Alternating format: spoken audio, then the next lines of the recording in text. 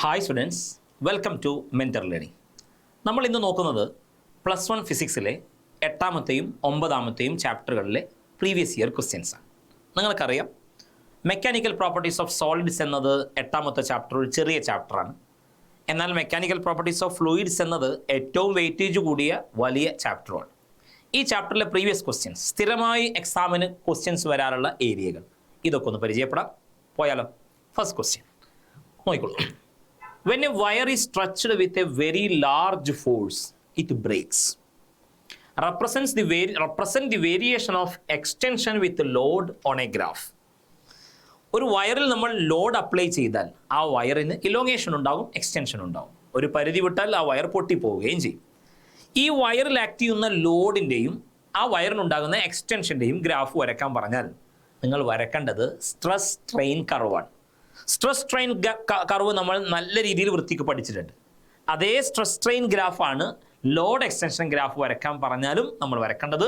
Stress strain graph വളരെ detail ആയി വരച്ച് കൊടുത്തിട്ടുണ്ട്. നിങ്ങൾക്കറിയാം, O മുതൽ A വരെ അത് പ്രൊപ്പോർഷണാലിറ്റി റീജിയൻ ആണ്, പ്രൊപ്പോർഷണൽ ലിമിറ്റ്, ഇലാസ്റ്റിക് ലിമിറ്റ്, അതേപോലെ ബ്രേക്കിംഗ് പോയിന്റ് വരെയുള്ള ആ ഗ്രാഫ് ഡീറ്റെയിൽ ആയിട്ട് എല്ലാ ഭാഗവും അടയാളപ്പെടുത്തി വരച്ച് കാണിച്ചിട്ടുണ്ട്. ഈ ഗ്രാഫ് വരച്ച് പഠിക്കണം. ആ ഗ്രാഫ് പ്ലോട്ട് ചെയ്യാനാണ് first question. Second question, discuss the behavior of the wire at various stages. ഓരോ സ്റ്റേജിലും ആ വയറിൻ്റെ ബിഹേവിയർ എക്സ്പ്ലെയിൻ ചെയ്യാനാണ് പറഞ്ഞിട്ടുള്ളത്. അതാണ് ബി ക്വസ്റ്റ്യനായി ഡീറ്റെയിൽ ആയി കൊടുത്തിട്ടുള്ളത്. നിങ്ങൾക്കറിയാം, ബി എന്നുള്ള പോയിന്റ് ഈൽഡ് പോയിന്റ് അല്ലെങ്കിൽ ഇലാസ്റ്റിക്, ഓരോ പോയിന്റ് ആയിട്ട് പറയാം. O മുതൽ A വരെ സ്ട്രെയിറ്റ് ലൈനാണ്. അവിടെ ഹുക്സ് ലോ ഒബേ ചെയ്യുന്ന റീജിയൻ ആണ്. A എന്ന പോയിന്റോട് കൂടി ആ പ്രൊപ്പോർഷണൽ സ്ട്രെയിറ്റ് ലൈൻ അവസാനിച്ചു, പ്രൊപ്പോർഷണാലിറ്റി അവസാനിച്ചു. A എന്നുള്ള പോയിന്റ് പ്രൊപ്പോർഷണൽ ലിമിറ്റ് എന്ന് പറയും. B എന്നുള്ള പോയിന്റ് ഈൽഡ് പോയിന്റ് അല്ലെങ്കിൽ ഇലാസ്റ്റിക് ലിമിറ്റ്. ഇലാസ്റ്റിസിറ്റി അവസാനിക്കുന്നത് B എന്നുള്ള പോയിന്റോട് കൂടിയാണ്. അപ്പോൾ O മുതൽ B വരെയാണ് ഇലാസ്റ്റിക് റീജിയൻ. അത് കഴിഞ്ഞാൽ പിന്നെ പ്ലാസ്റ്റിക് റീജിയൻ ആണ്. C എന്നുള്ള പോയിന്റിൽ എത്തിക്കഴിഞ്ഞ് എല്ലാ ലോഡും റിമൂവ് ചെയ്താലും അവിടെ ഒരു സ്ട്രെയിൻ കാണും. ഓക്കെ, പിന്നീട് അവിടുന്ന് അങ്ങോട്ട് ചെറിയ സ്ട്രെസ്സിന് വലിയ സ്ട്രെയിൻ ഉണ്ടാവുകയും D എന്നുള്ള പോയിന്റ് എത്തുമ്പോൾ ഈ വയർ പൊട്ടിപ്പോവുകയും ചെയ്യും. അതാണ് ഡീറ്റെയിൽ ആയി ഓരോ സ്റ്റേജിലും നടക്കുന്ന കാര്യങ്ങൾ ഇവിടെ എഴുതി കാണിച്ചിരിക്കുന്നത്. ദെൻ നെക്സ്റ്റ് ക്വസ്റ്റ്യൻ, മൂന്നാമത്തെ ക്വസ്റ്റ്യൻ അതിലുണ്ടായിരുന്നു സ്റ്റേറ്റ് ഹുക്സ് ലോ. എന്താണ് Hooke's law? For small deformations stress is directly proportional to strain, അല്ലെങ്കിൽ within elastic limit stress is directly proportional to strain. Okay, for which part of the above graph this is applicable? Hooke's law applicable ആയിട്ടുള്ള region ഏതാണെന്ന് ചോദിച്ചാൽ straight line കാണിക്കുന്ന ആ straight ലൈനായി graph വരുന്ന portion O മുതൽ A വരെയുള്ള ഭാഗമാണ് ഹുക്സ് ലോ അംഗീകരിക്കുന്ന ഭാഗം. Which is more elastic, steel or rubber? Why? Steel ആണോ റബ്ബർ ആണോ മോർ ഇലാസ്റ്റിക്? അറിയാം, സ്റ്റീലാണ്. ഓക്കെ, കാരണം സ്റ്റീലിന് റബ്ബറിനേക്കാൾ യങ്സ് മോഡുലസ് കൂടുതലാണ്. ഇലാസ്റ്റിസിറ്റി എന്ന് പറഞ്ഞാൽ ability to regain original form എന്നാണ്. അത് ഏറ്റവും കൂടുതൽ കാണിക്കുന്നത് സ്റ്റീലാണ്, റബ്ബർ അല്ല. ഓക്കെ, ഇപ്പം റീസൺ ചോദിച്ചാൽ സിമ്പിളായി എങ്ങനെ എഴുതാം? സ്റ്റീലിന് റബ്ബറിനേക്കാൾ യങ്സ് മോഡുലസ് കൂടുതലാണ്, മോഡുലസ് ഓഫ് ഇലാസ്റ്റിസിറ്റി കൂടുതലാണ്, ഇലാസ്റ്റിക് ബിഹേവിയർ കൂടുതലാണ്. Okay, then go to the next question. The stress strain graph of two materials A and B are shown below.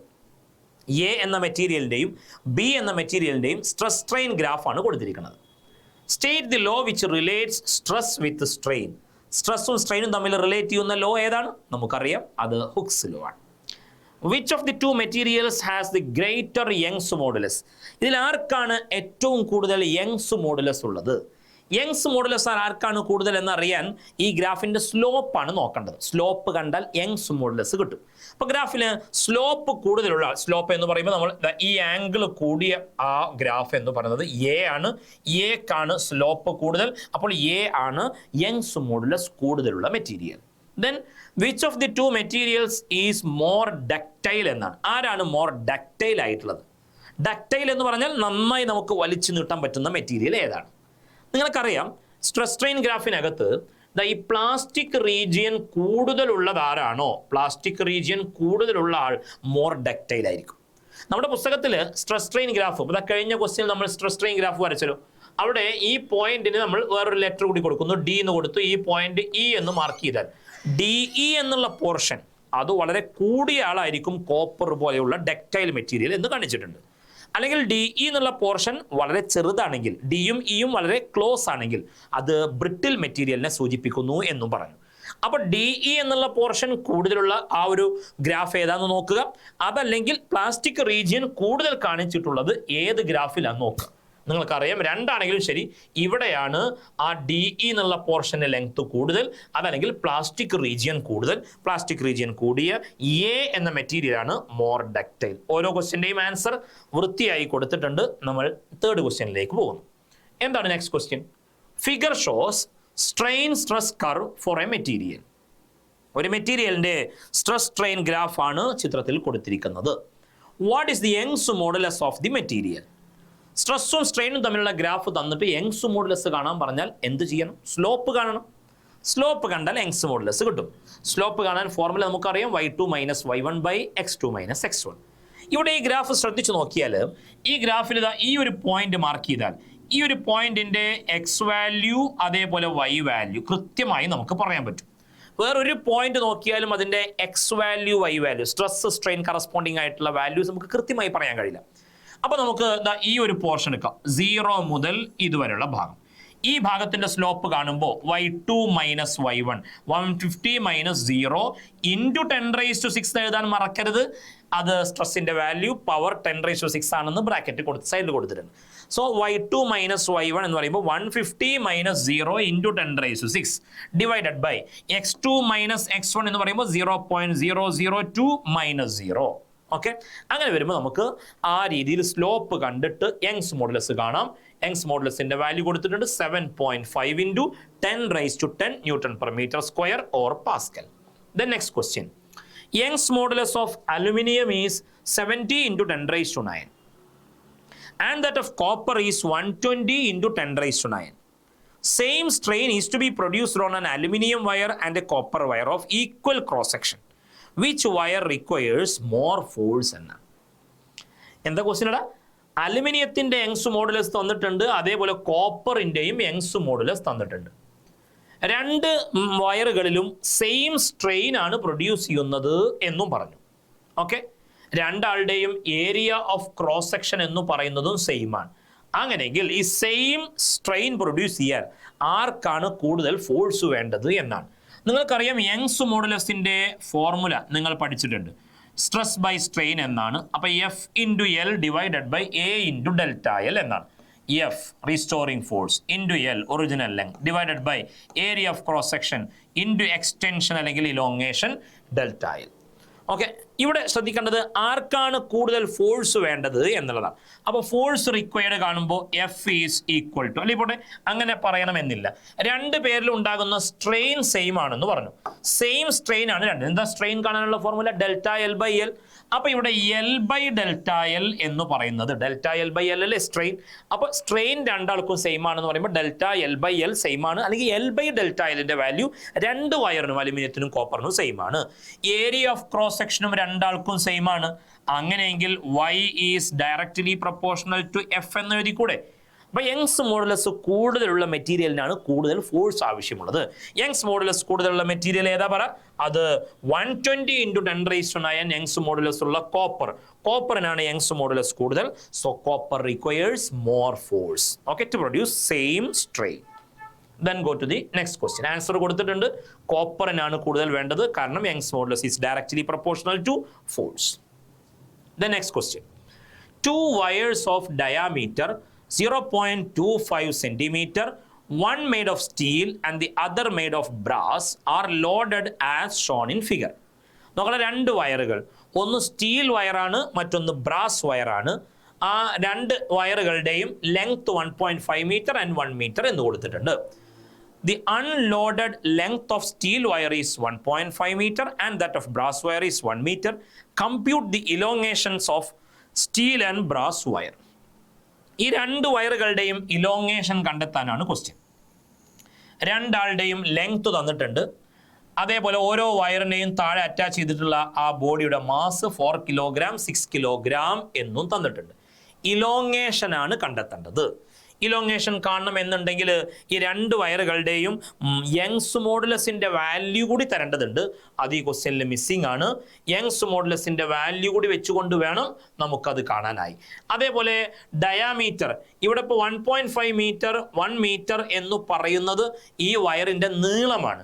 ഇതിൻ്റെ ഡയാമീറ്റർ തന്നിട്ടുണ്ട്. എത്രയാണ് ഡയാമീറ്റർ? രണ്ടുപേരുടെയും ഡയാമീറ്റർ 0.25 ആണെന്ന് പറഞ്ഞു. അങ്ങനെയാണെങ്കിൽ എങ്ങനെയാണ് ഇലോങ്ങേഷൻ കണ്ടുപിടിക്കുക? ഞാൻ ഫോർമുല എഴുതാം. യങ്സ് മോഡുലസിൻ്റെ വാല്യൂ കൂടി തരണം. അതിൽ മിസ്സിംഗ് ആണ്. അതിൻ്റെ വാല്യൂ നമുക്ക് അതിൽ ആഡ് ചെയ്യാം. അത് ക്വസ്റ്റ്യനിൽ തന്നിരിക്കും. ഇവിടെ അത് ഈ ക്വസ്റ്റ്യനിൽ അത് കാണിച്ചിട്ടില്ല. പക്ഷേ യങ്സ് മോഡുലസിൻ്റെ വാല്യൂ കൂടി തരാതെ നമുക്ക് ആൻസർ കണ്ടെത്താൻ കഴിയില്ല. എന്താണ് യങ്സ് മോഡുലസ് കാണാനുള്ള equation? Young's modulus is equal to നമുക്കറിയാം F into L divided by A into delta L എന്നാണ്. ഇലോങ്ങേഷൻ കാണാൻ പറയുക എന്ന് പറഞ്ഞാൽ ഡെൽറ്റ എൽ കാണണം. എങ്ങനെ ഡെൽറ്റ എൽ കാണും? ഡെൽറ്റ എൽ ഇങ്ങോട്ട് എടുത്താൽ F into L divided by A into Y എന്നാണ്. ഓരോ വയറിൻ്റെയും ഇലോങ്ങേഷൻ കാണാൻ പറഞ്ഞാൽ ഇപ്പം ഡെൽറ്റ എൽ എന്ന് പറയുമ്പോൾ സ്റ്റീൽ വയറിൻ്റെ കേസാണ് ഇപ്പം നമ്മൾ കണ്ടെത്തുന്നത് എന്ന് കരുതുക. സ്റ്റീൽ വയറിൻ്റെ കേസിൽ എങ്ങനെ ഡെൽറ്റ എൽ കാണാം? അവിടെ എഫ് എന്ന് എഴുതുന്നിടത്ത്, എഫ് എന്ന് പറയുമ്പോൾ സ്റ്റീൽ വയറിൻ്റെ ആക്ട് ചെയ്യുന്ന ആ ഒരു ഡിഫോമിംഗ് ഫോഴ്സ് അല്ലെങ്കിൽ റീസ്റ്റോറിംഗ് ഫോഴ്സ്. ശ്രദ്ധിക്കേണ്ടത്, ഈ 4 കിലോഗ്രാം മാസ് ഉള്ള ബോഡിയുടെ വെയിറ്റും ഈ 6 കിലോഗ്രാം മാസ് ഉള്ള ബോഡിയുടെ വെയിറ്റും ഈ സ്റ്റീൽ വയറിൽ ആക്ട് ചെയ്യും. ഓക്കെ, സ്റ്റീൽ വയറിൻ്റെ എൻഡിൽ നേരിട്ട് കണക്ട് ചെയ്തിട്ടുള്ളത് 4 kg മാസ് ആണെങ്കിലും ആ 6 kg മാസിൻ്റെയും കൂടി വെയിറ്റ്, ആ ലോഡ് സ്റ്റീൽ വയറിൽ ആക്ട് ചെയ്യും. അപ്പോൾ സ്റ്റീൽ വയറിൻ്റെ ഇലോങ്ങേഷൻ കാണുന്നിടത്ത് അവിടെ എഫ് എന്നുള്ളിടത്ത് നമ്മൾ വെയിറ്റായി എഴുതേണ്ടത് ആരുടെയൊക്കെ വെയിറ്റ് ആണ്? 4 കിലോഗ്രാമിൻ്റെയും 6 കിലോഗ്രാമിൻ്റെയും വെയിറ്റ് ആഡ് ചെയ്യണം. 4 + 6 പറയുമ്പോൾ 10 ആണ്. 10 കിലോഗ്രാമിൻ്റെ വെയിറ്റ് ആഡ് ചെയ്യണം. പിന്നെ ഇൻറ്റു G 9.8 കൂടി കൊടുക്കണം. പിന്നെ അത് കഴിഞ്ഞ് ഒറിജിനൽ ലെങ്ത് 1.5 ആണ് ഡിവൈഡഡ് ബൈ അതേപോലെ area of cross section. Area of cross section എന്ന് പറയുമ്പോൾ πr² ആണ്. πr² എന്ന് പറയുമ്പോൾ പൈയുടെ വാല്യൂ 3.14. റേഡിയസ് ഡയാമീറ്റർ 0.25 സെന്റിമീറ്റർ എന്നാണ്. അപ്പോൾ റേഡിയസ് എന്ന് പറയുമ്പോൾ 0.125 സെന്റിമീറ്റർ വരും. ഇൻറ്റു 10⁻⁻² മീറ്റർ ആയിരിക്കും. അതിന് നമ്മൾ സ്ക്വയർ ചെയ്യണം. കഴിഞ്ഞിട്ടില്ല. ഡിനോമിനേറ്ററിൽ ഇനി യങ്സ് മോഡുലസിൻ്റെ വാല്യൂ കൂടി എഴുതണം. യങ്സ് മോഡുലസിൻ്റെ വാല്യൂ ക്വസ്റ്റ്യനിൽ തന്നിട്ടില്ല. അത് ഡാറ്റ മിസ്സിംഗ് ആണ്. ആ ഡാറ്റ കൂടി തന്നെങ്കിലേ നമുക്ക് ചെയ്യാൻ കഴിയുള്ളൂ. ഓക്കെ, അപ്പോൾ ആ ഡാറ്റ വെച്ചുകൊണ്ട് കംപ്ലീറ്റ് സൊല്യൂഷൻ നമ്മൾ കാണിച്ചിട്ടുണ്ട്. അത് അടുത്ത പേജിൽ നമുക്ക് നോക്കാം. ഇനി ബ്രാസ് വയറിൻ്റെ കേസ് ആണെങ്കിൽ എന്ത് വ്യത്യാസമാണ് വരുത്തേണ്ടത്? ബ്രാസ് വയറിൻ്റെ കേസ് ആണെങ്കിൽ delta L is equal to, അവിടെ എഫ് എന്നുള്ളിടത്ത് ബ്രാസ് വയറിൻ്റെ കേസിൽ 6 കിലോഗ്രാം ബോഡിയുടെ വെയിറ്റ് മാത്രം മതി. അപ്പോൾ 6 into 9.8 okay into original length 1 ആണ്. പിന്നെ πr², ഡിനോമിനേറ്റർ നേരത്തെ പറഞ്ഞതുപോലെ. അതേപോലെ റേഡിയസ് 125 സെന്റിമീറ്റർ ആണ്. അതിനെ മീറ്റർ ആക്കാൻ ഇൻറ്റു 10⁻⁻², എന്നിട്ട് അതിനെ സ്ക്വയർ ചെയ്യണം. അത് കഴിഞ്ഞ് സ്റ്റീലിൻ്റെ യങ്സ് മോഡുലസിൻ്റെ വാല്യൂ വെച്ച് ഇലോങ്ങേഷൻ കണ്ടെത്തണം. ഓക്കെ, ഡീറ്റെയിൽ ആയിട്ടുള്ള സ്റ്റെപ്സ് നമ്മൾ താഴെ കൊടുത്തിട്ടുണ്ട്, അടുത്ത പേജിൽ കാണിച്ചിട്ടുണ്ട്. ഈ പേജ് നോക്കി ഡീറ്റെയിൽ ആയിട്ടുള്ള സ്റ്റെപ്സ് നോക്കി മനസ്സിലാക്കി എടുക്കാവുന്നതാണ്. അവിടെ യങ്സ് മോഡുലസിൻ്റെ വാല്യൂവും കൃത്യമായി കൊടുത്തിട്ടുണ്ട്. ഓക്കെ, ദെൻ വീഡിയോ പോസ് ചെയ്തുകൊണ്ട് ഓരോ സ്റ്റെപ്പ് നോക്കി മനസ്സിലാക്കി കറക്റ്റ് ആൻസർ കിട്ടുന്നില്ലേ എന്നുള്ളത് ചെക്ക് ചെയ്യണം. Then go to the next question. Applications of elasticity എന്നുള്ള ഭാഗത്തു നിന്ന് എക്സാമിന് എപ്പോഴും ചോദ്യം വരാറുള്ള ഒന്നാണ്. എന്തുകൊണ്ടാണ് beam of different cross sectional shapes are shown in figure? Okay, പല ബീമുകളുടെയും ക്രോസ് സെക്ഷണൽ ഷേപ്പാണ് കൊടുത്തിട്ടുള്ളത്. ഇതിൽ വൈ ദി ബീം ബി എന്ന് പറയുന്ന ബീം ഐ ഷേപ്പ്ഡ് ബീമാണ്. എന്തുകൊണ്ടാണ് ഐ ഷേപ്പ്ഡ് ബീം കൺസ്ട്രക്ഷനുകളിൽ പ്രിഫർ ചെയ്യുന്നത്? എന്തുകൊണ്ടാണ് പാലങ്ങളുടെ ബീമുകളും മറ്റൊക്കെ പില്ലറുകളൊക്കെ ഐ ഷേപ്പ് ആക്കുന്നത് കൊണ്ടുള്ള അഡ്വാൻറ്റേജ് എന്താണ്? ഐ ഷേപ്പിൻ്റെ അഡ്വാൻറ്റേജസ് കൃത്യമായി മനസ്സിലാക്കുക. ലോഡ് ബെയറിംഗ് സർഫസ് ഏരിയ മുകൾ ഭാഗത്തും താഴ്ഭാഗത്തും ഏരിയ കൂടുതലാണ്. ലോഡ് ബെയറിംഗ് സർഫസ് ഏരിയ കൂടുതലാണ്. ഏരിയ കൂടുമ്പോൾ അവിടെ സ്ട്രെസ് കുറയും, അതിനനുസരിച്ച് സ്ട്രെയിൻ ഒക്കെ നമുക്ക് കുറക്കാൻ സാധിക്കും. Large load bearing surface area ഒരു പോയിന്റാണ്. അതോടൊപ്പം ഇനഫ് ഡെപ്ത് നമുക്ക് കൊടുക്കാൻ സാധിക്കുന്നുണ്ട്. ബെൻഡിങ് തടയാൻ ആവശ്യമായ ഡെപ്ത് കൊടുക്കാൻ സാധിക്കുന്നു. അതേപോലെ തന്നെ സൈഡ് വൈസ് ബെൻഡിങ്, ബക്ലിംഗ് നമുക്ക് അവോയ്ഡ് ചെയ്യാൻ സാധിക്കുന്നു.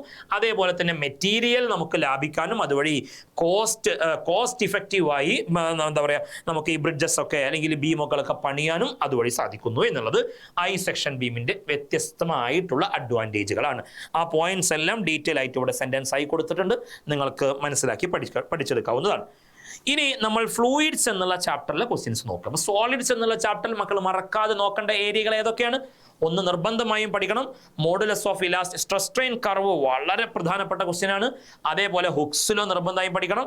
Young's modulus, bulk modulus, shear modulus, ഈ ഇക്വേഷൻസും അതോടനുബന്ധിച്ച ന്യൂമറിക്കൽസും ചെയ്തു പഠിക്കണം. അപ്ലിക്കേഷൻസ് ഓഫ് ഇലാസ്റ്റിസിറ്റിയുമായി ബന്ധപ്പെട്ട് ഐ സെക്ഷൻ ബീമിന്റെ കാര്യം പ്രത്യേകം നോക്കുക. അതോടൊപ്പം തന്നെ ഈ ബെൻഡിങ്ങുമായി ബന്ധപ്പെട്ട ഇക്വേഷൻസും കാര്യങ്ങളൊക്കെ ഒന്ന് നോക്കി പോകുക. ദെൻ ഫ്ലൂയിഡ്സ് എന്നുള്ളത് ഈ +1 ഫിസിക്സിലെ ഏറ്റവും പ്രധാനപ്പെട്ട ചാപ്റ്ററാണ്. നിങ്ങൾക്കറിയാം, ഏറ്റവും വെയിറ്റേജ് കൂടിയ ചാപ്റ്ററാണ്. 9ാമത്തെ ഈ ചാപ്റ്ററിൽ ധാരാളം ഡെറിവേഷൻസ് വരുന്നുണ്ട്. ഇവിടെ സ്ഥിരമായി എക്സാമിന് ചോദിക്കാറുള്ള ഏറ്റവും പ്രധാനപ്പെട്ട, നിങ്ങൾ നിർബന്ധമായി നോക്കി പോകേണ്ട ചോദ്യങ്ങൾ ഡിസ്കസ് ചെയ്യുകയാണ് നമ്മൾ ഇനി. So go to the first question. നോക്കണം.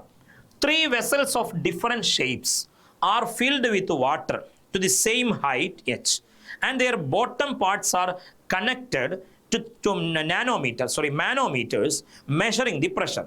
The water level in all vessels remains same. Different shape ഉള്ള വെസലുകൾ ഒരേ ലെവലിൽ വെള്ളം നിൽക്കുന്നു. ഇതിൻ്റെ അടിഭാഗമെല്ലാം മാനോമീറ്ററുമായി കണക്ട് ചെയ്യുന്നു എന്ന് പറഞ്ഞു. മാനോമീറ്റർ നിങ്ങൾക്കറിയാം, ഗേജ് പ്രഷറൊക്കെ മനസ്സിലാക്കാനുള്ള ഡിവൈസാണ്. അങ്ങനെയെങ്കിൽ എന്താണ് ഇവിടുത്തെ question? Identify the above phenomenon. വ്യത്യസ്ത ഷേപ്പുള്ള വെസലുകളിലേക്ക് നമ്മൾ വെള്ളം നിറക്കുമ്പോൾ ഒരേ ലെവലിലേക്ക് പൊങ്ങി വരുന്ന ആ ഒരു ഫിനോമിനൻ, ആ ഒരു പ്രതിഭാസം അറിയപ്പെടുന്നത് എന്താണ്? നിങ്ങൾക്കറിയാം, hydrostatic paradox. Hydrostatic paradox. Predict the pressure level shown by the manometer. Pressure level എല്ലാം ഒരേ ഹൈറ്റിലേക്കല്ലേ പൊങ്ങിയത്? എല്ലാ ഭാഗത്തും ഹൈറ്റ് സെയിം അല്ലേ? ദാ ഇവിടൊക്കെ ഹൈറ്റ് സെയിം ആണ്. ഹൈറ്റ് സെയിം ആകുമ്പോൾ സെയിം ഹൈറ്റിലുള്ള ഫ്ലൂയിഡ് ഉണ്ടാക്കുന്ന pressure exerted by fluid having h depth അല്ലെങ്കിൽ ഹൈറ്റ് എച്ച് റോ ജി എന്നാണ്. എല്ലാത്തിലും ഹൈറ്റ് സെയിം ആയതുകൊണ്ട് എല്ലാം ഒരേ ഫ്ലൂയിഡാണ് എടുത്തിരിക്കുന്നത്. അപ്പോൾ ഡെൻസിറ്റി സെയിം ആണ്. അതുകൊണ്ട് തന്നെ എല്ലാ മാനോമീറ്റർ കാണിക്കുന്ന പ്രഷർ എല്ലാ വെസലിൻ്റെ കാര്യത്തിലും സെയിം ആയിരിക്കും. സെക്കൻഡ് ക്വസ്റ്റ്യൻ നോക്ക്. Blood pressure in human is greater at the feet than at the brain. Explain Y. തലച്ചോറിൻ്റെ ഭാഗത്തുള്ളതിനേക്കാൾ ബ്ലഡ് പ്രഷർ കാലിൻ്റെ ഭാഗത്ത് കൂടുതലാകാനുള്ള കാരണം ഡെപ്ത് കൂടുന്നു. ഡെപ്ത് ആണല്ലോ എച്ച് എന്നാണ് ഉദ്ദേശിക്കുന്നത്. Fluid pressure H rho G ആണ്.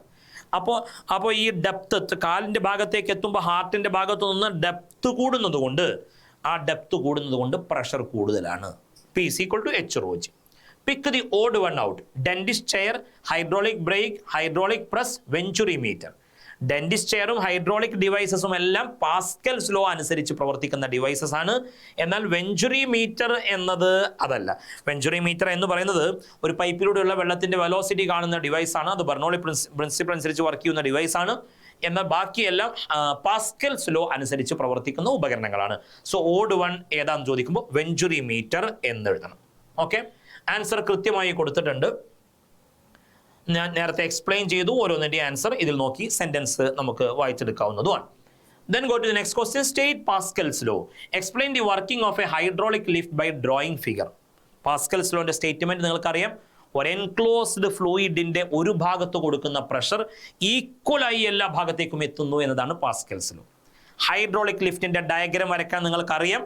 2 സിലിണ്ടറിക്കൽ ആയിട്ടുള്ള പോർഷൻ, ഒന്ന് വലിയ റേഡിയസ് ഉള്ളത്, മറ്റൊന്ന് ചെറിയ റേഡിയസ്, ഇങ്ങനെ കണക്ട് ചെയ്തിരിക്കുന്നു.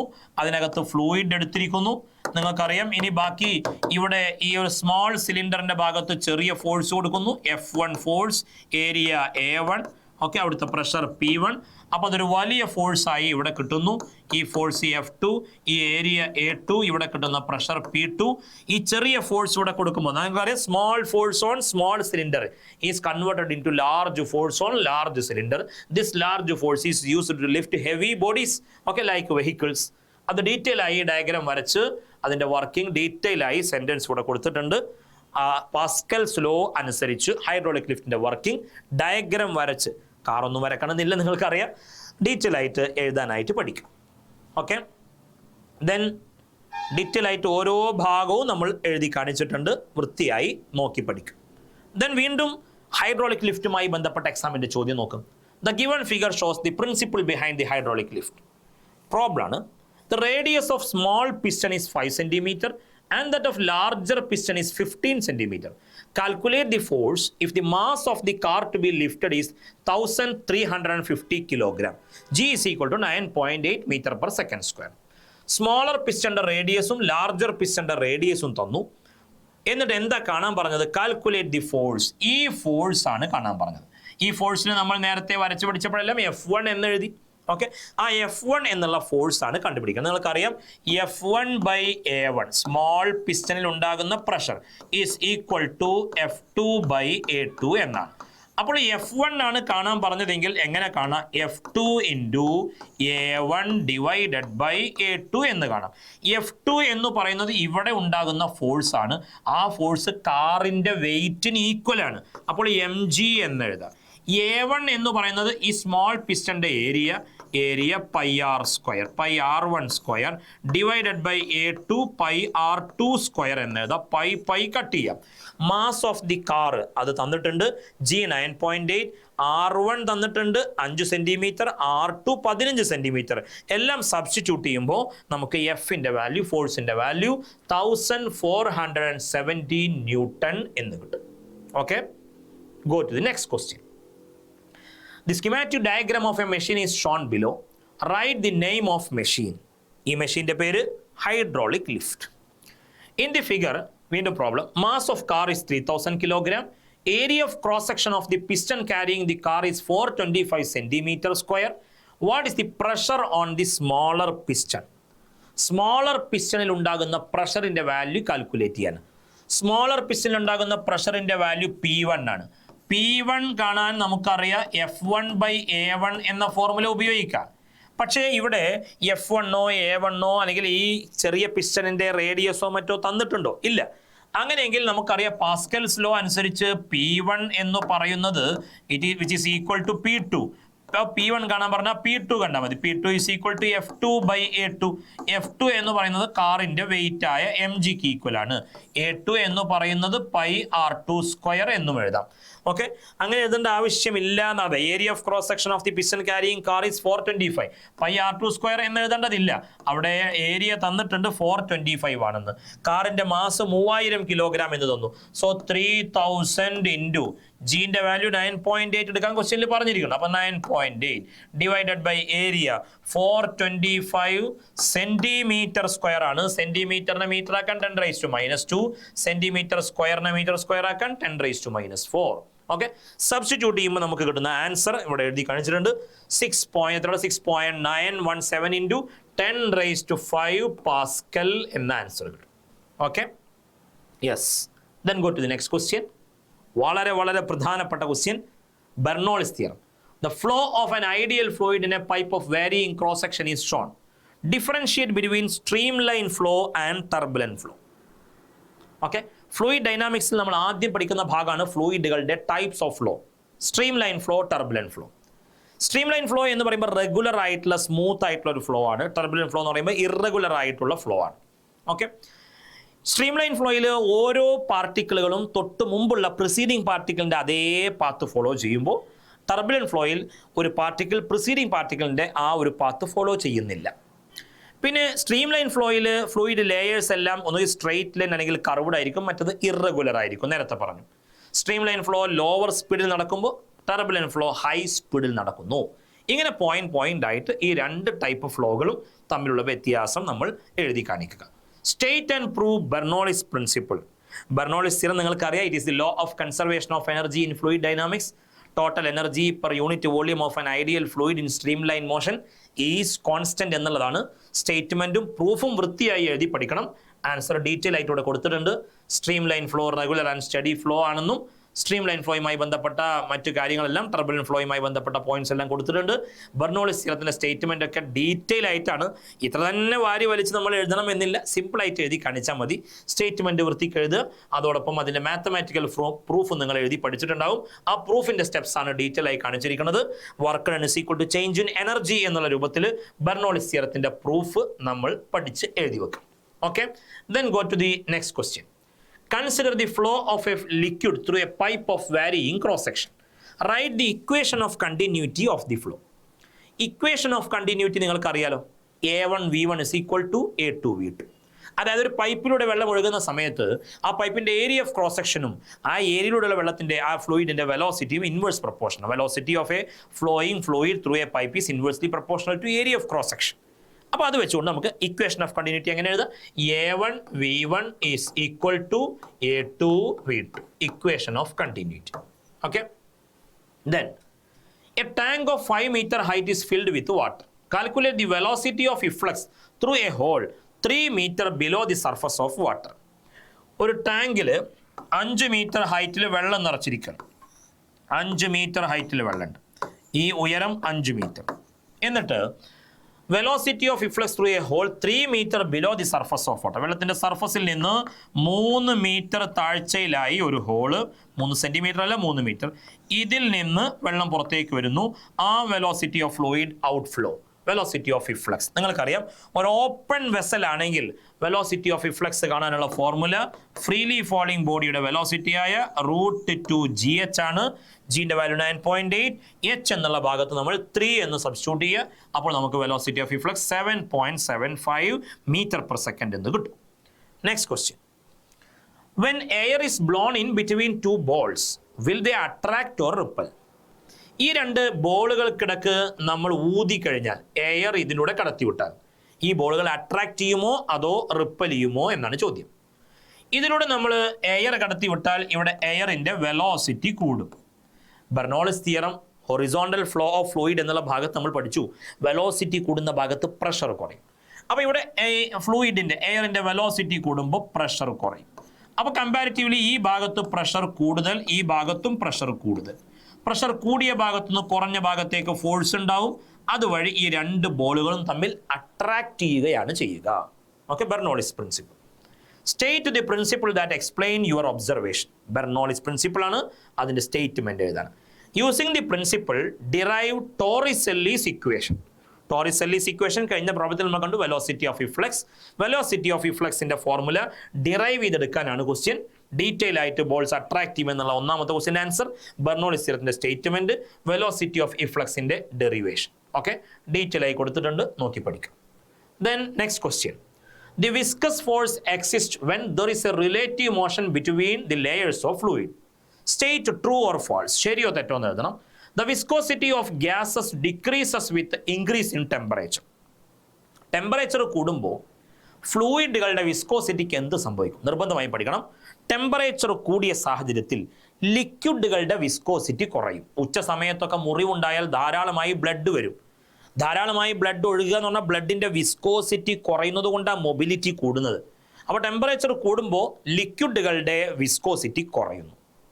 എന്നാൽ ഗ്യാസുകളുടെ വിസ്കോസിറ്റി കൂടുകയാണ് ചെയ്യുക. ടെമ്പറേച്ചർ കൂടുമ്പോൾ ഗ്യാസിന്റെ വിസ്കോസിറ്റി കൂടുന്നു. അപ്പോൾ viscosity of gases decreases with increase in temperature എന്നത് ശരിയല്ല. അത് ഗ്യാസുകൾക്കല്ല ശരിയാകുക, ലിക്വിഡുകൾക്ക്. Obtain an expression for terminal velocity attained by an object falling through a viscous medium. Terminal വെലോസിറ്റിയുടെ ഫോർമുല വളരെ പ്രധാനപ്പെട്ട ഡെറിവേഷൻ ആണ്. ടെർമിനൽ വെലോസിറ്റി നിങ്ങൾക്കറിയാം, uniform velocity acquired by a body falling through a fluid at equilibrium. Equilibrium stage എത്തുന്ന സമയത്ത് ഒരു ഫ്ലൂയിഡിനകത്ത് കൂടി move ചെയ്യുന്ന സോളിഡ് ബോഡിക്ക് ഉണ്ടാകുന്ന യൂണിഫോം വെലോസിറ്റിയാണ് നമ്മൾ ടെർമിനൽ വെലോസിറ്റി എന്ന് പറയുക. ആ ടെർമിനൽ വെലോസിറ്റിയുടെ ഡെറിവേഷൻ ആണ് ഈ ചാപ്റ്ററിലെ പ്രധാനപ്പെട്ട ക്വസ്റ്റ്യൻ. അത് കഴിഞ്ഞ് മൂന്നാമത്തെ question, speed time graph of a falling sky diver is shown below. During the fall he opens his parachute. ഒരു സ്കൈ ഡൈവർ പാരച്യൂട്ടൊക്കെ ഓപ്പൺ ആക്കി താഴോട്ട് വീഴുകയാണ്. ആ വീഴുന്നതിൻ്റെ ഗ്രാഫ്, സ്പീഡ് ടൈം ഗ്രാഫാണ് കൊടുത്തിരിക്കുന്നത്. നിങ്ങൾക്കറിയാം, റെയിൻ ഡ്രോപ്സിൻ്റെ ആ ഒരു ഫോളിങ്ങിലും അതേപോലെ സ്കൈ ഡൈവേഴ്സിൻ്റെ പാരച്യൂട്ടോടു കൂടിയുള്ള താഴോട്ടുള്ള വീഴ്ചയിലൊക്കെ നിങ്ങൾ ശ്രദ്ധിക്കേണ്ടത്, ഈ റെയിൻ ഡ്രോപ്സും അതേപോലെ സ്കൈ ഡൈവേഴ്സൊക്കെ താഴോട്ട് വരുമ്പോൾ അവരുടെ വെലോസിറ്റി ഇങ്ങനെ കൂടി വന്ന് ഒരു പർട്ടിക്കുലർ സ്റ്റേജ് എത്തുമ്പോൾ ഈക്വിലിബ്രിയം കണ്ടീഷൻ എത്തും. ഈക്വിലിബ്രിയം കണ്ടീഷൻ എന്ന് പറയുമ്പോൾ താഴോട്ടുള്ള ഗ്രാവിറ്റേഷണൽ ഫോഴ്സും മേലോട്ടുള്ള വിസ്കസ് ഫോഴ്സും അതേപോലെ തന്നെ ഫോഴ്സ് ഓഫ് ബോയൻസി എല്ലാം മേലോട്ടും താഴോട്ടും ഈക്വലായി വരുമ്പോൾ നെറ്റ് ഫോഴ്സ് 0 ആകുന്ന കണ്ടീഷനാണ് ഈക്വിലിബ്രിയം കണ്ടീഷൻ. ആ ഈക്വിലിബ്രിയം കണ്ടീഷൻ എത്തിക്കഴിഞ്ഞാൽ പിന്നെ താഴോട്ട് യൂണിഫോം വെലോസിറ്റിയിലാണ് വരിക. ആ യൂണിഫോം വെലോസിറ്റിയാണ് ടെർമിനൽ വെലോസിറ്റി എന്ന് പറയുന്നത്. എന്നിട്ട് എന്താണ് സ്കൈ ഡൈവറിന്റെ സ്പീഡ് ടൈം ഗ്രാഫ് വെച്ച് എക്സാമിന്റെ question, which part of the graph shows the sky diver falling with terminal velocity. ഇവിടെ ടെർമിനൽ വെലോസിറ്റിയിൽ സ്കൈ ഡൈവർ എത്തുന്നത് ഗ്രാഫിന്റെ ഏത് പോർഷനാണ് സൂചിപ്പിക്കുന്നത്? ടെർമിനൽ വെലോസിറ്റി പറയുമ്പോൾ യൂണിഫോം മോഷൻ നടത്തുമ്പോൾ ഉണ്ടാകുന്ന വെലോസിറ്റിയാണ്. യൂണിഫോം മോഷൻ പറയുമ്പോൾ വെലോസിറ്റി അല്ലെങ്കിൽ സ്പീഡ് കോൺസ്റ്റന്റ് ആണ്. സ്പീഡ് കോൺസ്റ്റന്റ് ആയി വരുമ്പോൾ ഗ്രാഫിന്റെ പോർഷൻ ഇങ്ങനെ എക്സ് ആക്സിസിന് പാരലായിട്ട് വരുന്ന ഭാഗം സി ഡി എന്നുള്ള പോർഷൻ എന്ന് പറയാം. പക്ഷേ സി എന്ന് പറയുന്നത് ഇവിടെ മാർക്ക് ചെയ്തിരിക്കുന്നത്, കൃത്യമായി മാർക്ക് ചെയ്യുകയാണെങ്കിൽ ഇവിടെ വേണ്ടത്. ഇങ്ങനെ സി ഇവിടെ മാർക്ക് ചെയ്ത് കഴിഞ്ഞാൽ സി ഡി എന്ന് പറയുന്ന ഈ പോർഷനാണ് അവിടെ ഈ ടെർമിനൽ വെലോസിറ്റി കാണിക്കുന്ന ഗ്രാഫിൻ്റെ പോർഷൻ. അപ്പോൾ ആദ്യം താഴോട്ട് വരുന്തോറും സ്പീഡ് ഇങ്ങനെ കൂടി വരികയാണ്. പിന്നെ പാരച്യൂട്ടൊക്കെ ഓപ്പൺ ആക്കുന്നതിൻ്റെ ഫലമായി സ്പീഡ് ഒന്ന് കുറഞ്ഞു കാണും. അതാണ് ഗ്രാഫ് ഇങ്ങനെ. പിന്നെ യൂണിഫോം വെലോസിറ്റി എത്തുമ്പോൾ എക്സ് ആക്സിന് പാരലൽ ആയിട്ടുള്ള പോർഷൻ ആവണം. അപ്പോൾ അതാണ് ഈ കാണിച്ചിരിക്കുന്ന CD എന്നുള്ള പോർഷൻ. നേരത്തെ പറഞ്ഞ ക്വസ്റ്റ്യൻ ഫാൾസ് ആണ് ആ സ്റ്റേറ്റ്മെന്റ്. അതേപോലെ ടെർമിനൽ വെലോസിറ്റി ഡെറിവേഷൻ ആണ് ഡീറ്റെയിൽ ആയി കൊടുത്തിരിക്കുന്നത്, നോക്കി മനസ്സിലാക്കാവുന്നതാണ്. ഹൊറിസോണ്ടൽ പോർഷൻ ആണ് ടെർമിനൽ വെലോസിറ്റിയെ സൂചിപ്പിക്കുന്ന സ്കൈ ഡൈവറിന്റെ ഗ്രാഫിന്റെ portion. Then next question, rain drops falling due to gravity do not acquire high velocity. മഴത്തുള്ളികൾ താഴോട്ട് വീഴുമ്പോൾ താഴോട്ടുള്ള ഓരോ സെക്കൻഡിലും വെലോസിറ്റി കൂടി വരും. പക്ഷേ ഒരു പർട്ടിക്കുലർ ഹൈറ്റിൽ എത്തുമ്പോൾ നെറ്റ് ഫോഴ്സ് 0 ആയാൽ പിന്നെ യൂണിഫോം വെലോസിറ്റിയിലാണ് മഴത്തുള്ളികൾ താഴോട്ട് വരിക. അതാണ് terminal velocity. Define velocity of the rain drop when unbalanced force on it is 0. Unbalanced force 0 ആകുന്ന സമയത്ത് ആ വെലോസിറ്റിയുടെ പേര് എഴുതാൻ പറഞ്ഞാൽ ഏതാ പേര് പറയും? Terminal velocity. അത് ഡിഫൈൻ ചെയ്യാൻ പറഞ്ഞു കഴിഞ്ഞാൽ നമുക്ക് നേരത്തെ പറഞ്ഞതുപോലെ തന്നെ velocity acquired by a body falling through a fluid at equilibrium എന്ന് പറയും, uniform velocity. Why bubbles of air rise up through water. എന്തുകൊണ്ടാണ് എയർ ബബിൾസ് വെള്ളത്തിനകത്ത് മേലോട്ട് ചലിക്കുന്നത്, മേലോട്ട് പോകുന്നത് എന്തുകൊണ്ടാണ്? ഈ ടെർമിനൽ വെലോസിറ്റിയുടെ ഫോർമുല നമ്മൾ നേരത്തെ ഡിറൈവ് ചെയ്ത് പഠിച്ചു. ആ ഡെറിവേഷൻ്റെ അവസാന സ്റ്റെപ്പിൽ നമ്മൾ ടെർമിനൽ വെലോസിറ്റിയുടെ ഫോർമുല ഡിറൈവ് ചെയ്ത് നമുക്ക് കിട്ടി ഇതായിരുന്നു, 2a² rho minus sigma divided into G divided by 9η എന്നുള്ളതാണ്. ഇവിടെ ഈ റോ എന്ന് പറയുന്നത് ഇതൊരു ഫ്ലൂയിഡ് ആണെന്ന് കരുതുക. ആ ഫ്ലൂയിഡിനകത്തുകൂടി ഒരു ബോഡി താഴോട്ട് വീഴുകയാണ്. ആ ബോഡി താഴോട്ട് വീഴുമ്പോൾ ഇക്വിലിബ്രിയം കണ്ടീഷൻ ഉണ്ടാകുന്ന ആ യൂണിഫോം വെലോസിറ്റി ആണല്ലോ ടെർമിനൽ വെലോസിറ്റി. താഴോട്ട് വീഴുന്ന ഈ ബോഡിയുടെ ഡെൻസിറ്റിയാണ് റോ എന്ന് പറയുന്നത്. അതേപോലെ സിഗ്മ എന്ന് പറയുന്നത് ഈ ഫ്ലൂയിഡിന്റെ ഡെൻസിറ്റിയുമാണ്. ഇനി ഈ ബോഡി ഒരു എയർ ബബിൾ ആണെന്ന് കരുതുക. എയർ ബബിൾ ആകുന്ന സമയത്ത് എയർ ബബിളിന്റെ ഡെൻസിറ്റിയാണ് ഈ റോ എന്ന് പറയുന്നത്. ഫ്ലൂയിഡിന്റെ ഡെൻസിറ്റിയാണ് സിഗ്മ എന്ന് പറയുന്നത്. അങ്ങനെയെങ്കിൽ എയർ ബബിളിന്റെ കേസിൽ ഈ റോ എന്ന് പറയുന്ന ഡെൻസിറ്റി എയറിന് മറ്റു ഫ്ലൂയിഡിനെ ലിക്വിഡിനെ അപേക്ഷിച്ച് കുറവാണ്. അപ്പോൾ എയർ ബബിളിന്റെ കേസിൽ റോ എന്നുള്ളത് സിഗ്മയേക്കാൾ ചെറുതാണ്. റോ ചെറുതും സിഗ്മ വലുതും ആകുമ്പോൾ ഈ വെലോസിറ്റി VT എന്ന് പറയുന്നത് നെഗറ്റീവായി വരും. ഓക്കെ, ആ ഡെൻസിറ്റി എയർ ബബിളിന് കുറവും ആ വെള്ളത്തിന് കൂടുതലുമാണ്. അതുകൊണ്ട് ആ ഡെൻസിറ്റിയിലുള്ള വ്യത്യാസം കാരണമാണ് എയർ ബബിൾ മേലോട്ട് ചലിക്കുന്നത്. എന്നാൽ ഈ താഴോട്ട് വീഴുന്ന അല്ലെങ്കിൽ ഈ സ്ഫെറിക്കൽ ബോഡിയുടെ ഡെൻസിറ്റി വലുതും ഫ്ലൂയിഡിന്റെ ഡെൻസിറ്റി കുറവായിരുന്നെങ്കിൽ താഴോട്ടാ പോവുക. അങ്ങനെ ഡെൻസിറ്റിയിലുള്ള വ്യത്യാസം കാരണമാണ് എയർ ബബിൾ മേലോട്ട് പൊങ്ങുന്നത്. Okay, C question terminal velocity വെച്ച് ചെയ്യാൻ ഒരു പ്രോബ്ലം ആണ്. The terminal velocity of a copper ball, വളരെ പ്രധാനപ്പെട്ട പ്രോബ്ലം, എക്സാമിന് റിപ്പീറ്റ് ചെയ്തെന്നുള്ള problem. The terminal velocity of a copper ball of radius 2 millimeter falling through a tank of oil at 20 degrees Celsius is 6.5 centimeter per second. Compute the viscosity of the oil at 20 degrees Celsius. Density of the oil is 1.5 into 10 raised to 3. Density of copper is 8.9 into 10 raised to 3. Coefficient of viscosity ആണ് കാണേണ്ടത്. Terminal വെലോസിറ്റിയുടെ problem formula നമ്മൾ നേരത്തെ പഠിച്ചു. VT is equal to 2 into a² അല്ലെങ്കിൽ r² into rho minus sigma into G divided by 9η എന്നതാണ്. ഇവിടെ ഈ ഈറ്റ എന്ന് പറയുന്ന കോയിഫിഷ്യന്റ് ഓഫ് വിസ്കോസിറ്റി ആണ് നമുക്ക് കണ്ടെത്തേണ്ടത്. അപ്പോൾ അവിടെ 2r² into rho minus sigma into G divided by 9 into VT എന്ന് എഴുതണം. എല്ലാ ഡാറ്റയും ക്വസ്റ്റ്യനിൽ തന്നിട്ടുണ്ട്. R എന്ന് പറയുന്നത് റേഡിയസ് ആണ്. അപ്പോൾ കോപ്പർ ബോളിന്റെ റേഡിയസ് 2 millimeter 1 millimeter മീറ്റർ ആക്കാൻ 10⁻³ കൊണ്ട് മൾട്ടിപ്ലൈ ചെയ്യണം. പിന്നെ റോയും സിഗ്മയും തന്നില്ലേ നോക്കി നോക്ക്. ആ റോ എന്ന് പറയുന്നത് കോപ്പർ ബോളിന്റെ ഡെൻസിറ്റി ആണ്, അതിവിടെ തന്നിട്ടുണ്ട്. അതേപോലെ സിഗ്മ എന്നത് ആ ഓയിലിന്റെ ഡെൻസിറ്റി ആണ്, അതും തന്നു. ജീന്റെ വാല്യൂ 9.8 എടുക്കാലോ. ടെർമിനൽ വെലോസിറ്റി ആ കോപ്പർ ബോൾ ടെർമിനൽ വെലോസിറ്റി ഇതാ തന്നിട്ട് 6.5 cm/s ആണ്. മീറ്റർ/സെക്കൻഡിലേക്ക് കൺവേർട്ട് ചെയ്യണം. cm/s മീറ്റർ/സെക്കൻഡിലേക്ക് മാറ്റുമ്പോൾ 10⁻². ഓക്കെ, ആ രീതിയിൽ സബ്സ്റ്റിറ്റ്യൂട്ട് ചെയ്താൽ നമുക്ക് കോയിഫിഷ്യന്റ് ഓഫ് വിസ്കോസിറ്റി കാണാം. പ്രോബ്ലം ചെയ്ത് കാണിച്ചിട്ടുണ്ട്, അടുത്ത സ്റ്റെപ്പിൽ നോക്കിയാൽ കാണാം. കോയിഫിഷ്യന്റ് ഓഫ് വിസ്കോസിറ്റി 0.99 എന്ന് കാണിച്ചിട്ടുണ്ട്. യൂണിറ്റ് കിലോഗ്രാം, മീറ്റർ/-1, സെക്കൻഡ്/-1 അല്ലെങ്കിൽ PL എന്ന് എഴുതാം. കോയിഫിഷ്യന്റ് ഓഫ് വിസ്കോസിറ്റി യൂണിറ്റ് പോയിസെല്ലി നിങ്ങൾ പഠിച്ചിട്ടുണ്ട്. ദെൻ ഒരു ക്വസ്റ്റ്യൻ കൂടിയാണ് ബാക്കിയുണ്ട്. വിസ്കോസിറ്റി ഓഫ് ഗ്യാസസ്, ഗ്യാസുകളുടെ വിസ്കോസിറ്റി എന്ന് പറയുന്നത് ഇൻക്രീസസ് വിത്ത് ടെമ്പറേച്ചർ. ഇവിടെ ഇൻക്രീസസ് ആണ്, ഇൻക്രീസസ്. എന്നാൽ വിസ്കോസിറ്റി ഓഫ് ലിക്വിഡ് എന്ന് പറയുന്നത് ഡിക്രീസസ് വിത്ത് ടെമ്പറേച്ചർ. നേരത്തെ ഒരു ക്വസ്റ്റ്യനിൽ നമ്മളത് എക്സ്പ്ലെയിൻ ചെയ്തു. ഓക്കെ, വിസ്കോസിറ്റിയുമായി ബന്ധപ്പെട്ട ക്വസ്റ്റ്യൻ ആണ് ഇപ്പോൾ നമ്മൾ നോക്കിയത്. Then next question, a drop of liquid under no external force is always spherical in shape. Why? എന്തുകൊണ്ടാണ് ഡ്രോപ്പുകൾക്കും ബബിളുകൾക്കും ഒക്കെ സ്ഫെറിക്കൽ ഷേപ്പ് കിട്ടുന്നത്? നിങ്ങൾക്കറിയാം, ലിക്വിഡിൻ്റെ സർഫസിന് സർഫസ് ടെൻഷൻ കാരണം ഏരിയ കുറക്കാനുള്ള ടെൻഡൻസി ഉണ്ട്. For a given volume area will be minimum for the shape sphere. Sphere ആകുമ്പോഴാണ് സർഫസ് ഏരിയ മിനിമം ആയി കിട്ടുക for a given volume. Okay, അപ്പോൾ ആ ഒരു സർഫസ് ഏരിയ മിനിമം ആകുന്നത് സ്ഫെറിക്കൽ ഷേപ്പ് ആകുന്നത് കൊണ്ടാണ് ഏരിയ മിനിമം ആക്കാൻ വേണ്ടി ഡ്രോപ്സും ബബിൾസ് എല്ലാം സ്ഫെറിക്കൽ ഷേപ്പ് അറ്റൈൻ ചെയ്യുന്നത്. ഡ്യൂ ടു സർഫസ് ടെൻഷൻ നേടിയാൽ തന്നെ മാർക്ക് സ്കോർ ചെയ്യും.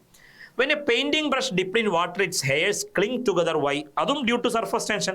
പെയിൻറ്റിംഗ് ബ്രഷ് വെള്ളത്തിൽ മുക്കി വെച്ചാൽ ആ പെയിൻറ്റിംഗ് ബ്രഷിൻ്റെ നാരുകൾക്കിടക്കൊക്കെ വെള്ളം വരും. ആ വെള്ളത്തിൻ്റെ സർഫസ് ഏരിയ കുറക്കാൻ ടെൻഡൻസി ഉണ്ടാവും. അപ്പോൾ എല്ലാ നാരുകളും ഇങ്ങനെ യോജിച്ച് നിൽക്കുമ്പോഴാണ് സർഫസ് ഏരിയ മിനിമം ആവുക. It is also due to surface tension of water. Answer കൊടുത്തിട്ടുണ്ട്, ഡീറ്റെയിൽ ആയി എഴുതി കാണിച്ചിട്ടുണ്ട്, നോക്കി പഠിക്കാവുന്നതാണ്. Then next question, there is always an excess of pressure inside drops and bubbles. Liquid ഡ്രോപ്പുകളിലും ബബിളുകൾക്കകത്തും പുറത്തുള്ളതിനേക്കാൾ അധികമായി പ്രഷർ ഉണ്ട്, എക്സസ് പ്രഷർ ഉണ്ട്. State true or false. A drop of liquid under no external forces is always spherical in shape. ശരിയാണ്, നേരത്തെ പറഞ്ഞു, ഡ്രോപ്സിനും അതേപോലെ ബബിൾസിനെല്ലാം സ്ഫെറിക്കൽ ഷേപ്പ് ആയിരിക്കും ഉണ്ടാകും. Then obtain an expression for excess pressure inside a drop of radius r and surface tension. Yes, excess pressure inside a drop and bubble വളരെ പ്രധാനപ്പെട്ട derivation ആണ്. അത് excess pressure inside a drop ആകുമ്പോൾ delta P is equal to 2s/r എന്ന് വരും. എന്നാൽ bubble ആകുമ്പോൾ 4s/r, രണ്ട് സർഫസ് വരുമ്പോൾ 4s/r എന്നും വരും. ആ ഡെറിവേഷൻ ഇവിടെ ഡീറ്റെയിൽ ആയി കൊടുത്തിട്ടുണ്ട്. ആ ഡെറിവേഷൻ നിർബന്ധമായി നോക്കി പഠിക്കണം. ഇതാണ് ആ ഡെറിവേഷൻ്റെ സ്റ്റെപ്സ്, നിങ്ങൾക്ക് നോക്കിയാൽ മനസ്സിലാക്കാം. ഓക്കെ, ദെൻ ഇതിൻ്റെ ബാക്കി ക്വസ്റ്റ്യനിലേക്ക് കിടക്കുകയാണ്. വളരെ പ്രധാനപ്പെട്ട ചോദ്യം, എക്സാമിന് റിപ്പീറ്റ് ചെയ്ത് വന്നൊരു ചോദ്യം. 2 soap bubbles A and B are blown at the ends of a tube as shown in figure. A B രണ്ട് സോപ്പ് ബബിളുകൾ ദാ ഇങ്ങനെ കണക്ട് ചെയ്തിരിക്കുകയാണ്. ഇതിൽ ബി എന്ന ബബിളിന് റേഡിയസ് കുറവാണ്, എ എന്ന ബബിളിന് റേഡിയസ് കൂടുതലാണ്. എന്നിട്ട് എന്താണ് ഇവിടുത്തെ question? Choose the correct answer when the block C is removed. ഈ രണ്ട് ബബിളുകളെയും കണക്ട് ചെയ്തിരിക്കുന്ന പൈപ്പിന് ഇവിടെ ഒരു ബ്ലോക്ക് ഉണ്ട്, സി ഉണ്ട്. ആ ബ്ലോക്ക് കാരണം ഈ രണ്ട് ബബിളിൽ നിന്നും എയർ അങ്ങോട്ടും ഇങ്ങോട്ടും പോകുന്നില്ല. ആ ബ്ലോക്ക് റിമൂവ് ചെയ്ത് കഴിഞ്ഞാൽ എന്ത് സംഭവിക്കും? എന്ത് സംഭവിക്കുമെന്ന് ചോദിച്ചാൽ നിങ്ങൾക്കറിയാം, എക്സസ് പ്രഷർ ഇൻസൈഡ് എ ഡ്രോപ്പിന്റെ ഫോർമുല 2s/r, അതല്ലെങ്കിൽ ബബിളിന്റെ ഫോർമുല ആകുമ്പോൾ 4s/r ആണ് എക്സസ് പ്രഷറിന്റെ formula. 4s/r, S surface tension, R radius. അപ്പോൾ റേഡിയസ് കുറഞ്ഞ ബബിളിനകത്താണ് വലിയ പ്രഷർ ഉള്ളത്. അപ്പോൾ പ്രഷർ ഇവിടെ കൂടുതലുള്ളത് റേഡിയസ് കുറഞ്ഞ ബബിളിനകത്താണ്. ഇവിടെ റേഡിയസ് കുറഞ്ഞ ബബിളും റേഡിയസ് കൂടിയ ബബിളും ഇതേപോലെ കണക്ട് ചെയ്താൽ എക്സസ് പ്രഷർ കൂടുതൽ റേഡിയസ് കുറഞ്ഞ ബബിളിലാണ്. ഈ ബ്ലോക്ക് ഇവിടുന്ന് റിമൂവ് ചെയ്താൽ ഈ ചെറിയ ബബിളിൽ നിന്ന് പ്രഷർ കൂടിയ ഭാഗത്തുനിന്ന് കുറഞ്ഞ ഭാഗത്തേക്കല്ലേ എയർ മൂവ് ചെയ്യുക.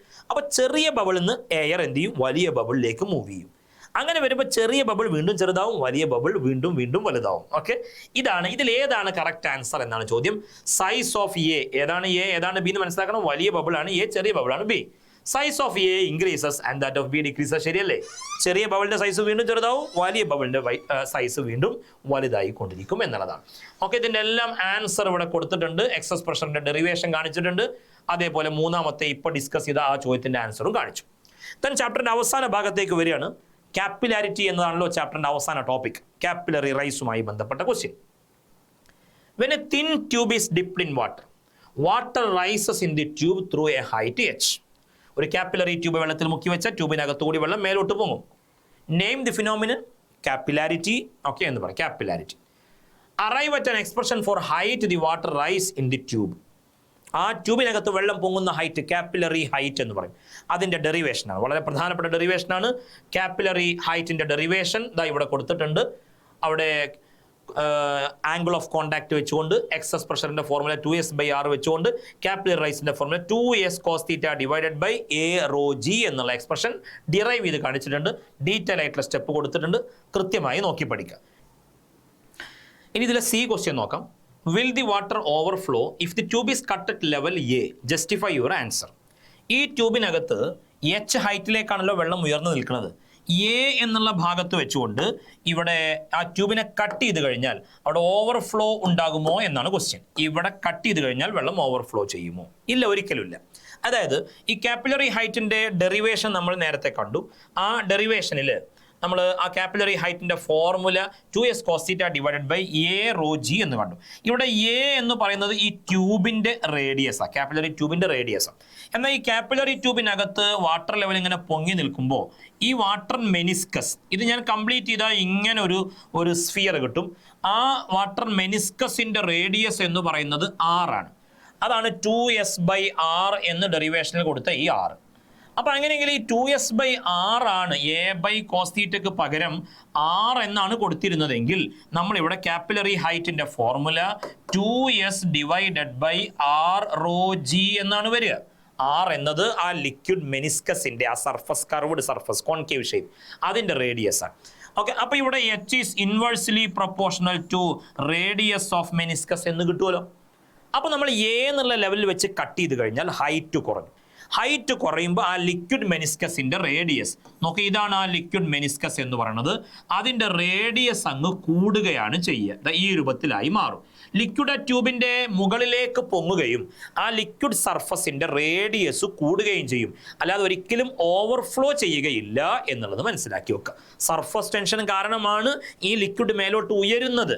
ഓക്കെ, അപ്പോൾ ഓവർഫ്ലോ ചെയ്യുമ്പോൾ അവിടെ ആ സർഫസ് ടെൻഷൻ, സർഫസ് എന്നത് ഇല്ലാതെയാവുക ചെയ്യുക. ഒരിക്കലും അങ്ങനെയില്ല. അപ്പോൾ ആ ലിക്വിഡ് സർഫസ് മെനിസ്കസിന്റെ റേഡിയസ് കൂടും, ലിക്വിഡ് അതിന്റെ ടോപ്പ് ലെവലിലേക്ക് ഉയരുകയും ചെയ്യും. അല്ലാതെ അവിടെ ഓവർഫ്ലോ നടക്കുന്നില്ല എന്നുള്ളത് മനസ്സിലാക്കാം. Then next question, surface tension changes with temperature. Hot soup is tastier than cold one. Why? ചൂടുള്ള സൂപ്പാണ് തണുത്ത സൂപ്പിനേക്കാൾ ടേസ്റ്റ് കൂടുതൽ. എന്തുകൊണ്ട്? ടെമ്പറേച്ചർ കൂടുമ്പോൾ സർഫസ് ടെൻഷൻ കുറയുന്നു. സർഫസ് ടെൻഷൻ കുറയുമ്പോൾ സ്പ്രെഡിങ് ആക്ഷൻ കൂടുന്നു. ഒരുപാട് ടേസ്റ്റ് ബഡ്സിലേക്ക് ഈ സൂപ്പ് എത്തുന്നു. അപ്പോൾ നമുക്ക് ടേസ്റ്റ് കൂടുതലായി അനുഭവപ്പെടുന്നു. B question, calculate the work done in breaking a water drop of radius 1 millimeter to 1000 droplets. 1 millimeter radius ഉള്ള ഒരു വാട്ടർ ഡ്രോപ്പിനെ 1000 droplets ആക്കി സ്പ്ലിറ്റ് ചെയ്യണം. അതിന് വേണ്ട വർക്ക് ഡൺ കാൽക്കുലേറ്റ് ചെയ്യുക. സർഫസ് ടെൻഷൻ ഓഫ് വാട്ടർ തന്നിട്ടുണ്ട് 72 × 10⁻³ Nm/m എന്നുള്ളത്. എങ്ങനെയാണ് വർക്ക് ഡൺ കാൽക്കുലേറ്റ് ചെയ്യുക? വർക്ക് ഡൺ അതായത് ഒരു ഡ്രോപ്പിനെ 1000 ഡ്രോപ്പുകളാക്കി സ്പ്ലിറ്റ് ചെയ്യുമ്പോൾ, ഇതാണ് ഒരു സിംഗിൾ ഡ്രോപ്പ്, അതിനെ ചെറിയ ചെറിയ ഡ്രോപ്പുകളാക്കി സ്പ്ലിറ്റ് ചെയ്യുമ്പോൾ സർഫസ് ഏരിയ കൂടുകയാണ്.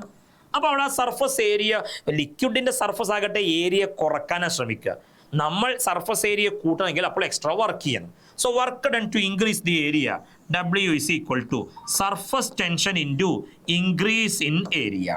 Okay, work done is equal to surface tension S എന്നോ T എന്നോ എഴുതാം into increase in area എന്ന്. സർഫസ് ടെൻഷൻ തന്നിട്ടുണ്ട്, ഇൻക്രീസ് ഇൻ ഏരിയ നമ്മൾ കാൽക്കുലേറ്റ് ചെയ്യണം. പ്രോബ്ലത്തിന്റെ ഡീറ്റെയിൽ ആയിട്ടുള്ള സ്റ്റെപ്സ് കൊടുത്തിട്ടുണ്ട്. Work done is equal to increase in area into surface tension. Surface ടെൻഷന്റെ വാല്യൂ ആണ് ഈ കൊടുത്തത്. ഇൻക്രീസ് ഇൻ ഏരിയ അതായത് ഒരു ഡ്രോപ്പിന്റെ സിംഗിൾ ഡ്രോപ്പിന്റെ ഏരിയ 4πr². അതിന് 1000 ഡ്രോപ്പുകളാക്കി സ്പ്ലിറ്റ് ചെയ്യുമ്പോൾ അതിന്റെ ഏരിയ 1000 × πr² എന്ന് വരും. Okay, 1000 × 4πr². അപ്പൊ 1000 × 4πr², ഓക്കെ, -4πr². അതാണ് increase in area into surface tension ചെയ്യുമ്പോൾ നമുക്ക് ആൻസർ 8.14 × 10⁻⁻6 ജൂൾ എന്ന് കിട്ടുന്നു. Okay, next question, define angle of contact. എന്താണ് angle of contact? Angle of contact നിങ്ങൾക്കറിയാം, നിങ്ങൾ തിയറി പഠിച്ചിട്ടുണ്ട്. ഇതൊരു സോളിഡ് ബോഡി ആണെന്ന് കരുതുക. ആ സോളിഡ് സർഫസിൽ ഒരു തുള്ളി വെള്ളം അല്ലെങ്കിൽ ഒരു ലിക്വിഡ് ഞാൻ ഇങ്ങനെ വീഴ്ത്തി കഴിഞ്ഞാൽ ഇവിടെ ലിക്വിഡ് എയർ ഇന്റർഫേസ്, ഇത് ലിക്വിഡ് സോളിഡ് ഇന്റർഫേസ്, ഇതിനകത്തുള്ള ആംഗിൾ, ഇതിനടക്കുള്ള angle between liquid air interface and liquid solid interface, അതാണ് ആംഗിൾ ഓഫ് കോണ്ടാക്ട് എന്ന് പറയുന്നത്. Then waterproofing agents are added to create a small or large angle. Water proofing agent add ചെയ്യുമ്പോൾ നിങ്ങൾക്കറിയാം, water proofing എന്ന് പറയുമ്പോൾ ആ surface നനയാതിരിക്കുകയാണ് ചെയ്യുക. അങ്ങനെ നനയാതിരിക്കുന്ന സമയത്ത് നനയാതിരിക്കുക എന്നത് സംഭവിക്കുന്നത് ആംഗിൾ ഓഫ് കോണ്ടാക്ട് കൂടുമ്പോഴാണ്. ആംഗിൾ ഓഫ് കോണ്ടാക്ട് കൂടുമ്പോൾ, ഇപ്പോൾ ഒരു ഗ്ലാസ് സർഫസിനകത്തൊരു മെർക്കുറി ഒക്കെ നമ്മൾ വീഴ്ത്തി കഴിഞ്ഞാൽ ആ മെർക്കുറി ഡ്രോപ്പ് ഇങ്ങനെയാണ് വന്ന് നിൽക്കുക. അവിടെ ആംഗിൾ ഓഫ് കോണ്ടാക്ട് കൂടുതലാണ്. ഈ ആംഗിൾ ഓഫ് കോണ്ടാക്ട് കൂടുന്ന സമയത്ത് അവിടെ അത് ഒരു വാട്ടർ പ്രൂഫ് ഏജന്റായി മാറുകയാണ് ചെയ്യുക. വാട്ടർ പ്രൂഫിംഗ് ഏജന്റ് ആഡ് ചെയ്യുമ്പോൾ ആംഗിൾ ഓഫ് കോണ്ടാക്ട് കൂടുന്നു എന്നുള്ളത് മനസ്സിലാക്കുക. Then calculate the excess pressure inside an air bubble of radius 1 millimeter formed just below the free surface of water. Given the surface tension of water is 72 into 10 raised to minus 3. Excess pressure calculate ചെയ്യാനാണ് air bubble inside the water. ശ്രദ്ധിക്കണം, air bubble inside the water എന്ന് പറയുമ്പോൾ അതൊരു cavity ആയിട്ട് consider ചെയ്യണം. Air bubble inside water എന്ന് പറയുമ്പോൾ അവിടെ ഒരൊറ്റ സർഫസേ ആ ബബിളിനകത്ത് വരുന്നുള്ളൂ. അതുകൊണ്ട് തന്നെ എക്സസ് പ്രഷറിന്റെ ഫോർമുല 2S/R എന്ന ഡ്രോപ്പിന്റെ ഫോർമുലയാണ് ഉപയോഗിക്കേണ്ടത്. അപ്പോൾ ഡ്രോപ്പിനും ക്യാവിറ്റിക്കും, ക്യാവിറ്റി എന്ന് പറയുമ്പോൾ ബബിൾ ഇൻസൈഡ് ദി വാട്ടർ, അങ്ങനെ വരുമ്പോൾ 2S/R എന്നുള്ള ഫോർമുല ഉപയോഗിക്കണം. സർഫസ് ടെൻഷൻ തന്നിട്ടുണ്ട് 72 into 10 raised to minus 3. Radius എന്ന് പറയുന്നത് 1 millimeter, അതിനെ മീറ്ററിലേക്ക് കൺവേർട്ട് ചെയ്യണം. അപ്പോൾ നമുക്ക് ആൻസർ ഇതാ ഇങ്ങനെ കിട്ടും. 2 into 72 into 10 raised to minus 3 divided by 1 millimeter മീറ്ററിലേക്ക് മാറ്റുന്നു. 144 Newton per meter square or Pascal എന്ന് കിട്ടുന്നു. ഓക്കെ, ഇത്രയും കാര്യങ്ങളാണ് ഈ മെക്കാനിക്കൽ പ്രോപ്പർട്ടീസ് ഓഫ് ഫ്ലൂയിഡ്സ് എന്നുള്ള ചാപ്റ്ററിൽ നിങ്ങൾ നിർബന്ധമായും നോക്കേണ്ടത്. വളരെ പ്രധാനപ്പെട്ട ചാപ്റ്റർ. ഹൈഡ്രോളിക് ലിഫ്റ്റ് മറക്കരുത്, ബെർണോളിസ് തിയറം അതിന്റെ അപ്ലിക്കേഷൻ, ഇക്വേഷൻ ഓഫ് കണ്ടിന്യൂറ്റി, അതേപോലെ വിസ്കോസിറ്റിയുടെ ഭാഗത്ത് terminal velocity, excess pressure, capillarity. പ്രധാനപ്പെട്ട എല്ലാ ഡെറിവേഷൻസും വൃത്തിയായി എഴുതി പഠിക്കുക, ന്യൂമറിക്കൽസും ചെയ്ത് പഠിക്കുക. Okay, thank you all.